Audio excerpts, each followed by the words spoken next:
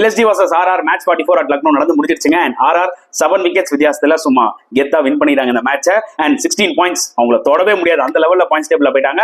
And almost வந்து பாத்தீங்கன்னா play ஆஃப்க்கும் qualify ஆயிட்டாங்கன்னு சொல்ல முடியும்.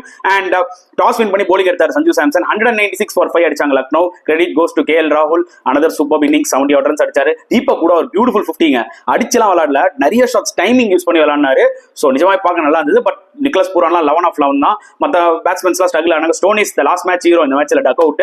அண்ட் போலிங் வைஸ் எடுத்துக்கிட்டீங்கன்னா Sandeep Sharma once again showing is class, சூப்பரா போட்டு 2 விக்கெட் எடுத்தாரு. அண்ட் சேசிங்ல ராஜஸ்தான் ராயல்ஸ் வந்து பாத்தீங்கன்னா ஓப்பனர்ஸ் 2 பேருமே ஜெய்ஸ்வால் பட்லர் நல்லா ஸ்டார்ட் கொடுத்தாங்க. சஞ்சு சாம்சன் வேற லெவல்ல விளையாடிட்டு இருக்காருங்க இந்த சீசன்ல. அஸ் அ பேட்ஸ்மேனாவும் சரி அஸ் அ கேப்டனாவும் சரி செம்மையா பெர்ஃபார்ம் பண்ணிட்டு இருக்காரு. 71 ரன்ஸ் அன்பீட்டன். அவரும் த்ரூவ் ஜூரல் இந்த வாட்டி ஒரு ஆப்பர்ச்சுனிட்டி கிடைச்சது அவருக்கு நம்பர் 5ல விளையாட.